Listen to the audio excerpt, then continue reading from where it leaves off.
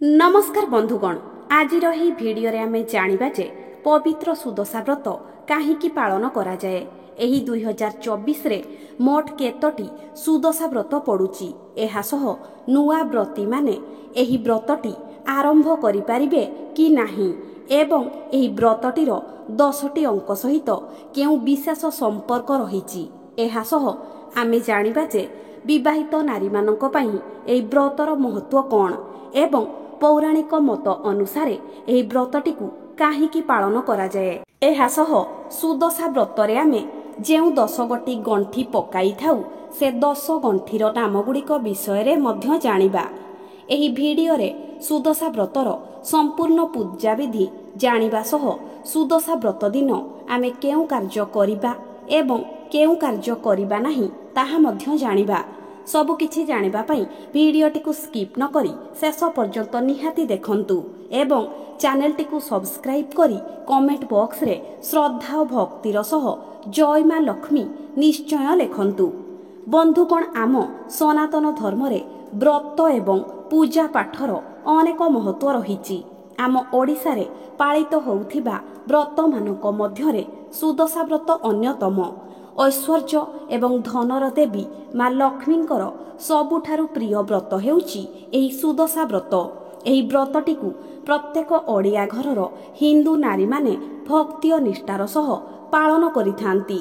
जदि मासर शुक्ल पक्ष दशमी तिथि गुरुवार पड़ी थाए सेही दिन आमे सुदशा व्रत पाली थाउ।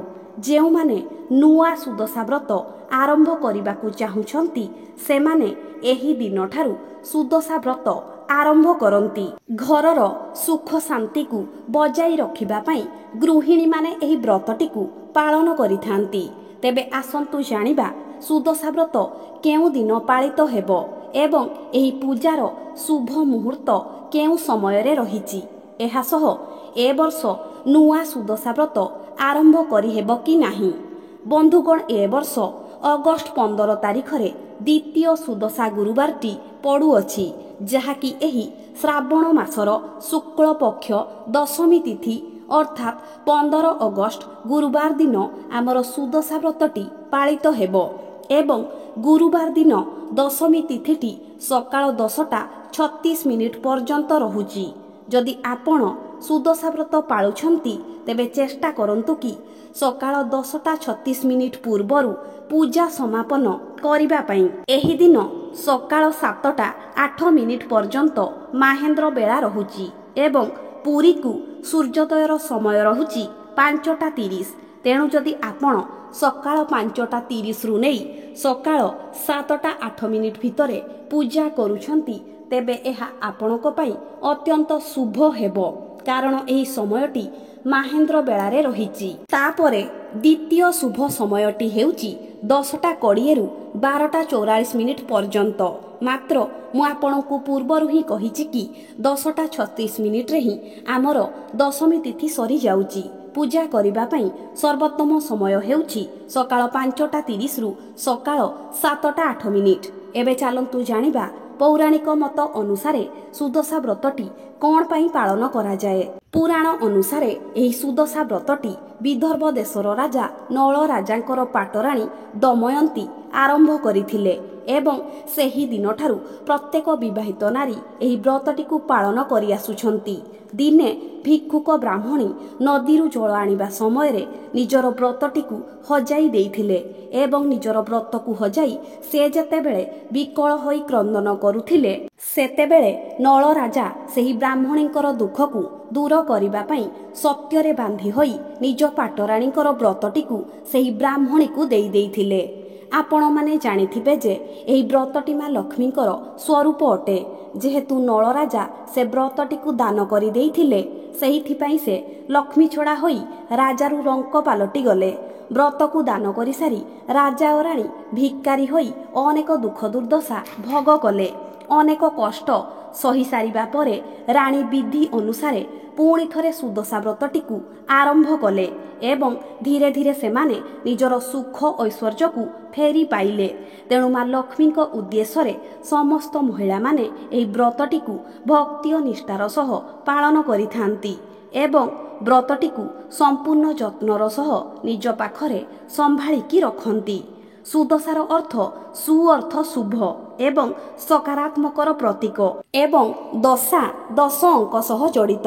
ଏହାର ଅନ୍ୟ ଏକ ଅର୍ଥ ହେଉଛି ମନୁଷ୍ୟର ଦୁର୍ଦ୍ଦଶାକୁ ସୁଦଶାରେ ପରିଣତ କରିବା।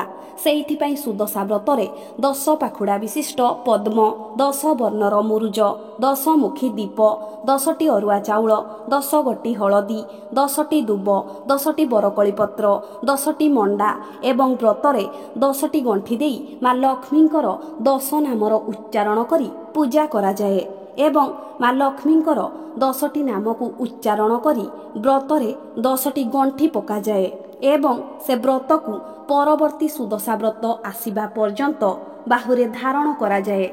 ଯେତେବେଳେ ଆପଣ ବ୍ରତରେ ଗଣ୍ଠି ପକାଉଛନ୍ତି 10ଟି ଗଣ୍ଠି ପାଇଁ ମାଙ୍କର 10ଟି ନାମର ଉଚ୍ଚାରଣ କରିବେ।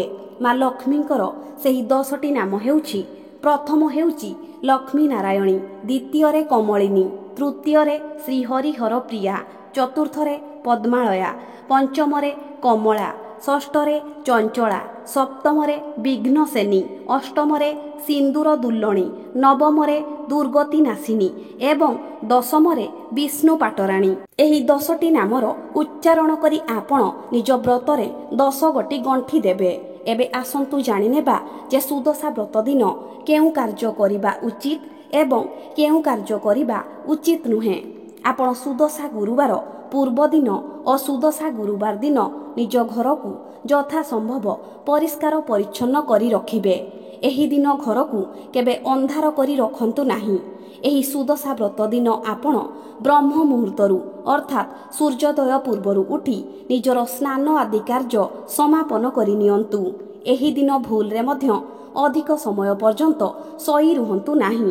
ଏହି ସୁଦଶା ବ୍ରତରେ ମା ଲକ୍ଷ୍ମୀଙ୍କ ପାଖରେ 3 ବେଳାର ଭୋଗ ଲଗାଯାଏ। ସକାଳ ସମୟରେ ଫଳମୂଳ ଓ ଛେନା ଭୋଗ ଦେବେ। ମଧ୍ୟାହ୍ନ ସମୟରେ 10ଟି ମଣ୍ଡା ଏବଂ ସନ୍ଧ୍ୟା ସମୟରେ ଛେନାପଣା ଭୋଗ ଲଗାଯାଏ। ଆପଣ ଯେଉଁ ଭୋଗ ମା ଲକ୍ଷ୍ମୀଙ୍କୁ ଅର୍ପଣ କରିବେ ସେ ଭୋଗକୁ ନିଜ ପରିବାରର ସଦସ୍ୟଙ୍କ ବ୍ୟତୀତ ଅନ୍ୟ କୌଣସି ବାହାର ଲୋକଙ୍କୁ ଏମିତିକି ବିବାହିତ ଝିଅକୁ ମଧ୍ୟ ଖାଇବାକୁ ଦେବେ ନାହିଁ। ପରିବାରର ସଦସ୍ୟଙ୍କ ବ୍ୟତୀତ ଅନ୍ୟ କାହାରିକୁ ବି ଭୋଗ ଖାଇବାକୁ ଦେଲେ ଆପଣଙ୍କୁ ମା ଲକ୍ଷ୍ମୀଙ୍କର କୋପର ଶିକାର ହେବାକୁ ପଡ଼ିଥାଏ, ଯାହାଦ୍ୱାରା ଆପଣଙ୍କୁ ଲକ୍ଷ୍ମୀ ଛଡ଼ା ହେବାକୁ ପଡ଼ିଥାଏ। ଏହି ସୁଦଶା ବ୍ରତର ପୂଜା ବ୍ରହ୍ମ ମୁହୂର୍ତ୍ତରୁ ଆରମ୍ଭ କରିବା ଅତ୍ୟନ୍ତ ଶୁଭ ଅଟେ, କାରଣ ମାନ୍ୟତା ଅଛି କି ଏହି ବ୍ରହ୍ମ ମୁହୂର୍ତ୍ତରେ ମା ଲକ୍ଷ୍ମୀ ଶ୍ରୀମନ୍ଦିରରୁ ବାହାରି ନିଜ ଭକ୍ତଙ୍କ ଗୃହକୁ ବୁଲିବାକୁ ଆସିଥାନ୍ତି। ତେଣୁ ଆପଣ ଯଦି ସେହିଦିନ ବ୍ରହ୍ମ ମୁହୂର୍ତ୍ତରୁ ଉଠି ସ୍ନାନ କାର୍ଯ୍ୟ ସାରି ମା ଲକ୍ଷ୍ମୀଙ୍କର ପୂଜା କରନ୍ତି ତେବେ ଏହା ଆପଣଙ୍କୁ ଅଧିକ ଶୁଭ ଫଳ ଦେବ। ଆପଣ ସୁଦଶା ବ୍ରତ ଦିନ ଗାଧୋଇବା ସମୟରେ ଦେହରେ ଅଳ୍ପ ହଳଦୀ ଲଗାଇ ସ୍ନାନ କରିବେ, କାରଣ ପ୍ରତ୍ୟେକ ପୂଜା ବ୍ରତରେ ଯଦି ହଳଦୀ ଲଗାଇ ସ୍ନାନ କରନ୍ତି ତେବେ ଏହା ଆପଣଙ୍କୁ ଅଧିକ ଶୁଭ ଫଳ ପ୍ରଦାନ କରିବ। ହଳଦୀ ଲଗାଇଲେ ଆପଣଙ୍କ ଶରୀର ପବିତ୍ର ହୋଇଥାଏ। ଆପଣ ଧଳା, ନାଲି କିମ୍ବା ହଳଦିଆ ରଙ୍ଗର ବସ୍ତ୍ର ପିନ୍ଧି ମା ଲକ୍ଷ୍ମୀଙ୍କୁ ପୂଜା କରିବେ, କାରଣ ଏହି ରଙ୍ଗଗୁଡ଼ିକ ମା ଲକ୍ଷ୍ମୀଙ୍କର ଅତ୍ୟନ୍ତ ପ୍ରିୟ ଅଟେ। ଆପଣ ଭୁଲରେ ବି କେବେ କଳା କି ନୀଳ ରଙ୍ଗର ବସ୍ତ୍ର ପିନ୍ଧି ମା ଲକ୍ଷ୍ମୀଙ୍କର ପୂଜା କରିବେ ନାହିଁ, କାରଣ କଳା ଓ ନୀଳ ରଙ୍ଗର ପୂଜା ପାଇଁ ଅଶୁଭ ହୋଇଥାଏ। ଏହା ସହ ଆପଣ ଯେହେତୁ ବିବାହିତ ନାରୀ ଅଟନ୍ତି, ଆପଣ ନିଜକୁ ଯଥାସମ୍ଭବ ସଜାଇବା ପାଇଁ ଚେଷ୍ଟା କରନ୍ତୁ। ମଥାରେ ଅଧିକ ସିନ୍ଦୁର ଏବଂ ପାଦରେ ଅଳତା ଲଗାନ୍ତୁ ଏବଂ ନିଜେ ଭଲ ଶାଢ଼ୀ, ଚୁଡ଼ି, ଗହଣା ପିନ୍ଧି ସଜବାଜ ହୁଅନ୍ତୁ। ମା ଲକ୍ଷ୍ମୀଙ୍କର ଶୃଙ୍ଗାର ଅତ୍ୟନ୍ତ ପ୍ରିୟ ହୋଇଥାଏ, ତେଣୁ ଆପଣ ଯେତେ ଅଧିକ ସଜାଇ ହୋଇ ସୁନ୍ଦର ହୋଇ ମା ଲକ୍ଷ୍ମୀଙ୍କର ପୂଜା କରିବେ, ମା ଆପଣଙ୍କ ଉପରେ ସେତେ ଅଧିକ ପ୍ରସନ୍ନ ହେବେ। ମା ଲକ୍ଷ୍ମୀଙ୍କ ପୂଜାରେ ମଧ୍ୟ ଆପଣ ମା ଲକ୍ଷ୍ମୀଙ୍କୁ ଶୃଙ୍ଗାର ଦ୍ରବ୍ୟ ଅର୍ପଣ କରିବାକୁ ଭୁଲିବେ ନାହିଁ, କାରଣ ମା ଲକ୍ଷ୍ମୀ ମଧ୍ୟ ନିଜେ ଜଣେ ବିବାହିତା ନାରୀ ଅଟନ୍ତି ଏବଂ ସେ ମଧ୍ୟ ଶୃଙ୍ଗାର ପ୍ରିୟ ଅଟନ୍ତି। ବନ୍ଧୁଗଣ, ସୁଦଶା ବ୍ରତ ଦିନ ଅଧିକ ସମୟ ଶୋଇ ରୁହନ୍ତୁ ନାହିଁ। ବ୍ରହ୍ମ ମୁହୂର୍ତ୍ତରୁ ଉଠି ଘରକୁ ଭଲ ଭାବରେ ଝାଡ଼ୁ ପୋଛା ଲଗାନ୍ତୁ ଏବଂ ବାସି ସେଜ ପକାଇ ରଖନ୍ତୁ ନାହିଁ। ବାସି ସେଜକୁ ପକାଇ ରଖି ପୂଜା କରିବା ଅତ୍ୟନ୍ତ ଅଶୁଭ ହୋଇଥାଏ। ତେଣୁ ଆପଣମାନେ ଶୀଘ୍ର ଉଠି ଘର ସଫା କରି ଗାଧୋଇ ନିଜର ପୂଜା କାର୍ଯ୍ୟ ଆରମ୍ଭ କରନ୍ତୁ। କାରଣ ମା ଲକ୍ଷ୍ମୀ ଅତ୍ୟନ୍ତ ପରିଷ୍କାର ପରିଚ୍ଛନ୍ନ ପ୍ରିୟ ଅଟନ୍ତି। ଯେକୌଣସି ପୂଜା ପୂର୍ବରୁ ଆମେ ପ୍ରଥମେ ବୃନ୍ଦାବତୀଙ୍କୁ ପୂଜା କରିବା ଉଚିତ। ତାପରେ ସୂର୍ଯ୍ୟଦେବଙ୍କୁ ଜଳ ଅର୍ପଣ କରିସାରି ଆମେ ଠାକୁର ଘରେ ପୂଜା କରିବା ଉଚିତ। ବନ୍ଧୁଗଣ, ଏହି ଗୁରୁବାରଟି ଦେବଗୁରୁ ବୃହସ୍ପତିଙ୍କୁ ମଧ୍ୟ ସମର୍ପିତ ଅଟେ ଏବଂ ତାକୁ ହଳଦିଆ ରଙ୍ଗଟି ଅତ୍ୟନ୍ତ ପ୍ରିୟ ଅଟେ। ଏହା ବ୍ୟତୀତ ଭଗବାନ ବିଷ୍ଣୁଙ୍କୁ ମଧ୍ୟ ହଳଦିଆ ରଙ୍ଗଟି ଅତ୍ୟନ୍ତ ପ୍ରିୟ ହୋଇଥାଏ। ତେଣୁ ଆପଣମାନେ ଏହି ଦିନ ଯଦି ହଳଦିଆ ରଙ୍ଗର ବସ୍ତ୍ର ପରିଧାନ କରନ୍ତି ତେବେ ଏହା ଅତ୍ୟନ୍ତ ଶୁଭ ଫଳ ଦେଇଥାଏ। ବନ୍ଧୁଗଣ, ଏହି ସୁଦଶା ବ୍ରତ ଦିନ ଆପଣ ନିଜ ଘରେ ଆମିଷ ରାନ୍ଧନ୍ତୁ ନାହିଁ କି ଆମିଷ ଭକ୍ଷଣ କରନ୍ତୁ ନାହିଁ କିମ୍ବା ବ୍ରତଧାରୀମାନେ ଉଷୁନା ଏବଂ ପିଆଜ ରସୁଣ ଭକ୍ଷଣ କରନ୍ତୁ ନାହିଁ। ଯେହେତୁ ଏଥର ବୁଧବାର ଠାରୁ ଦଶମୀ ତିଥି ଆରମ୍ଭ ହେଉଛି, ତେଣୁ ବୁଧବାର ଦିନ ମଧ୍ୟ ଆମିଷ ଭକ୍ଷଣ କରନ୍ତୁ ନାହିଁ। ସୁଦଶା ବ୍ରତ ଦିନ ଆପଣ ଦିନ 12ଟା ପରେ କାହାରିକୁ ବି ଭିକ୍ଷା ଦିଅନ୍ତୁ ନାହିଁ। ଏହି ଦିନ ଆପଣ କାହାରିକୁ ବି ଟଙ୍କା ଧାର ଦିଅନ୍ତୁ ନାହିଁ। ଏମିତି କଲେ ମା ଲକ୍ଷ୍ମୀ କୋପ କରିଥାନ୍ତି। ସୁଦଶା ବ୍ରତ ଦିନ ନିଜ ଘରେ ଯେତେ ସମ୍ଭବ ଶାନ୍ତି ରକ୍ଷା କରନ୍ତୁ। ଘରେ କଳହ ଅଶାନ୍ତି କରନ୍ତୁ ନାହିଁ। ଏହି ଦିନ ଦିନରେ ଏବଂ ସନ୍ଧ୍ୟାରେ ଶୁଅନ୍ତୁ ନାହିଁ। ଏହି ଦିନ ସନ୍ଧ୍ୟା ସମୟରେ ଆପଣ ନିଜ ଘରେ ଝୁଣାର ଧୂପ ଜଳାନ୍ତୁ।